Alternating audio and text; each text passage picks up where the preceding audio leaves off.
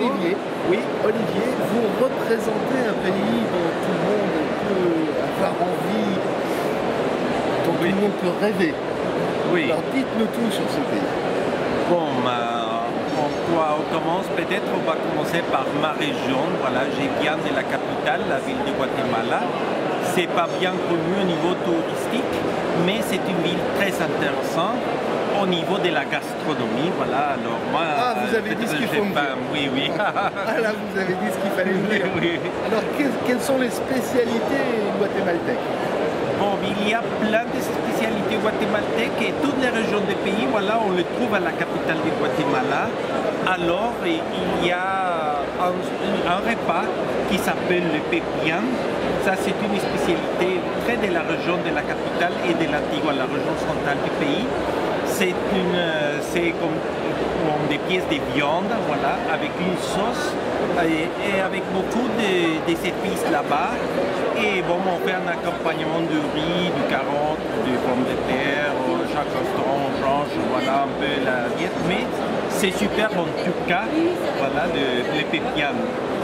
C'est typiquement guatémaltèque ou on les retrouve dans d'autres pays comme l'Argentine? Non, la Colombie? le pepián, bon, il y a un repas pareil, voilà des noms en Amérique du Sud, mais c'est vraiment typique du Guatemala. La recette qu'on a, voilà, qui s'appelle le pepián. Il y a le revolcado, mais bon, pour le recado, moi j'adore j'adore celui-là, voilà. Mais les revolcados, c'est un peu pour les gens qui ont un goût très ouvert, voilà, pour essayer. Parce que c'est avec les visages de cochon, voilà, avec les autres parties du corps du cochon. Et on a bon, ça mélangé dans une sauce des épices. Mais je garantis que c'est super une fois qu'on essaye ça. Vous parlez d'épices, est-ce que ce sont des épices douces ou des épices fortes? Douces, oui, oui. Les Guatémaltèques ont un goût un peu, voilà, on aime épicé, mais pas très fort. Voilà. Alors, en dehors de ce que vous venez de me réveiller l'appétit, mais en dehors de l'appétit, que peut-on faire pour... À la capitale du Guatemala, on a plein de musées. Les meilleurs musées d'archéologie de l'Amérique centrale. On a 2 musées d'archéologie, en tout cas, voilà, de l'Amérique centrale, très très bons, de bonne qualité. Il y a les musées textiles du Guatemala. Alors, il y a 2 pays du monde qui ont un musée textile de cette taille. Un à Bhutan, le royaume de Bhutan, et le Guatemala. Alors ça, il faut profiter. Chaque région du pays ou chaque village du Guatemala a un dessin différent pour être habillé. Voilà, alors ça, on le voit ça dans les musées textiles. Il y a la carte plus grande du Guatemala, c'est la carte en relief. C'est très grand qu'il faut monter dans des 2 plateformes pour voir très bien la carte en relief du pays. Voilà. Alors on peut se déplacer vers un autre coin qui s'appelle Amatitlán. C'est pas connu Amatitlán à l'étranger, mais c'est là où il y a des sources d'eau thermale et il y a des spas aussi pour reposer très bien, avoir un bon massage et tout ça. Alors, aux environs de la capitale, il y a ça et c'est situé au pied du volcan Pacaya, le volcan plus actif du pays. Il y a de la randonnée qu'on propose pour ça. Si les gens ne peuvent pas marcher beaucoup, on a des chevaux aussi qui peuvent emmener les touristes vers un point où on voit les sommets actifs du Pacaya. Bon, ben moi j'irai avec le cheval ou s'il y a d'autres animaux. Je ne suis pas très actif au niveau marche. D'accord. Alors maintenant, on a mangé, on a fait un peu de culture. On est un bon touriste. On a fait la digestion après au volcan. Voilà, après le volcan, qu'est-ce qu'on peut trouver d'autre? Est-ce qu'il y a qu'est-ce qui peut intéresser les touristes? Ici, Antigua. Ça, c'est notre capitale touristique. Presque tout le monde veut se loger à Antigua pour après explorer les pays, au moins l'ouest du pays. Alors ça, c'est l'ancienne capitale du Guatemala. C'est une ville du XVIe siècle, la fondation du XVIe siècle. Ça se voit déjà dans l'architecture. L'architecture, c'est un peu plus tard que le XVIe siècle, c'est Renaissance. Mais en tout cas, c'est art baroque et Renaissance qu'on a ici à Antigua, voilà. Et bon, c'est une ville de 50 000 personnes. Alors, c'est très intéressant aussi au niveau culturel. Voilà. Il y a plein d'églises, plein de couvents là-bas. Et le climat, c'est très bon. C'est donc très catholique. C'est très catholique. Le pays est très catholique. Et peut-être 60% catholique. Voilà. Parce qu'il y a des autres religions chrétiennes, pas catholiques dans le pays. Voilà. Mais Antigua, voilà, c'est très catholique avec des églises. Il y a un centre de pèlerinage aussi là-bas, où il y avait un moine qui venait de l'Espagne, qui faisait beaucoup de choses à Antigua pour les pauvres. Et bon, il y a beaucoup de miracles attribués à lui, alors c'est comme notre sainte locale. Voilà. Et les noms de famille Bettencourt, alors oui, c'est lié avec. Bien, voilà. Oui, ça on connaît bien en France, oui. Mais il était espagnol, alors c'est une curiosité aussi au Guatemala, oui. Et Antigua, il y a des volcans tout autour d'Antigua. Un volcan qui s'appelle Fuego, qui est en activité, mais il y a deux volcans éteints là-bas aux environs d'Antigua. Bon, on va supposer que je revienne quelques années en arrière. Bon, j'ai 18-20 ans et le soir, j'ai envie de bouger. Alors, qu'est-ce qu'on peut faire? Quelles sont les activités pour les plus jeunes? Pour les plus jeunes, bon, il y a, comme j'avais dit, randonnée toujours. Et les nuits, bon, il y a toujours un coin pour les gens, pour le rendez-vous, voilà. Vous pouvez voir une bière, voir des boissons pas alcoolisées s'ils préfèrent, oui. Et voir des cocktails. Il y a un cocktail qui s'appelle l'insupérable. Alors, pourquoi est-ce qu'on dit ça, insupérable? C'est parce que, voilà, c'est une mélange de rosa et jamaïca. Rosa et jamaïca, c'est une infusion, voilà, d'un fleur rouge, voilà, comme les carcadets, voilà, avec du rhum.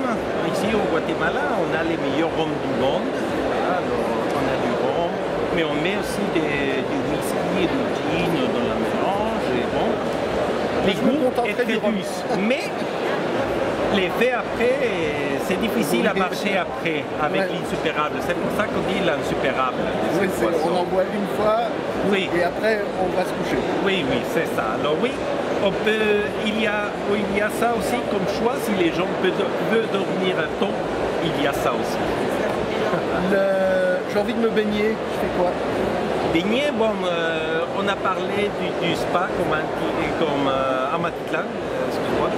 Il y a un trajet de 3 heures de la capitale ou d'Antigua vers les lacs Atitlán. Alors là, c'est un lac très chouette. Je vais montrer un peu si... On va le voir après dans les petites images, après l'interview qu'on trouvera. D'accord, oui. Alors, le lac Atitlán, on peut nager, mais aussi, c'est intéressant au niveau culturel, parce qu'il y a des villages mayas avec le textile. Ça, c'est le textile de la zone du lac Atitlán. Et il y a aussi, comme d'habitude, des volcans tout autour du lac Atitlán. Alors oui, pour se baigner au lac, on a une combinaison de visites culturelles. Sinon, on peut aller vers la côte sud.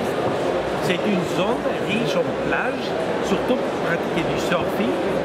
Et donc des grosses vagues. Oui, des grosses vagues, oui, c'est ça. Et sinon, à 300 km de la ville de Guatemala, il y a des plages de sable blanc, voilà, où il y a une culture différente du reste du pays. Voilà. Le pays est moitié maya et moitié descendant des Espagnols environ, mais il y a quelques pourcentages d'Afro-Caraïbes. Et ils sont installés dans la côte nord du Guatemala, la côte atlantique du Guatemala, où il y a des sables blancs. Alors, expérience culturelle différente et des plages. Alors, il y a tout ça comme choix aussi au niveau des plages. Voilà. On va peut-être parler du moyen de partir de France pour arriver au Guatemala. Vous avez une compagnie aérienne guatémaltèque ou vous avez des compagnies préférées? Bon, et avec la globalisation, On a une ligne aérienne, mais du capital étranger, mais en tout cas de l'Amérique latine, voilà, qui fait des trajets entre la France et la Colombie, après Guatemala. Sinon, il y a des lignes étrangères qui font les trajets entre la France et le Mexico, voilà, et après Guatemala. On a des vols directs avec l'Espagne, des liaisons avec Iberia. Et sinon, bon, il y a des lignes aériennes qui font des trajets entre le Guatemala et les États-Unis vers l'Europe. Alors il y a tout ça comme choix pour faire ces trajets.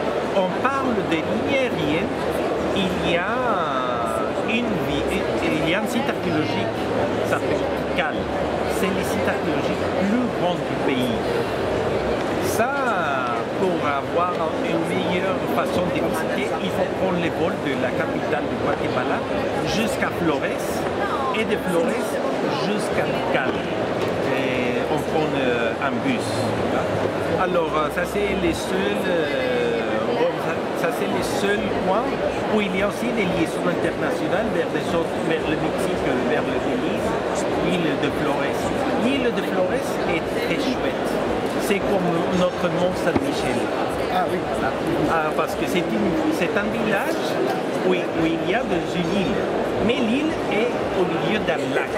Alors ça c'est chouette comme site. Et l'architecture est caraïbe, voilà, c'est un peu caraïbe espagnol. Alors ça fait chouette comme site. Et bon, on peut faire la combinaison entre Flores et Tikal. Pour Tikal, minimum, je conseille 4 heures de randonnée à pied pour voir bien le temple du Maya. Et sinon, bon, dormir une nuit. Voilà, oui. Dormir une nuit pour reposer, voilà. Et comme ça, apprécier les enjôleurs, les anges araignées, les dindos sauvages. Alors, la biodiversité dans la zone nord du Guatemala est très riche, très chouette.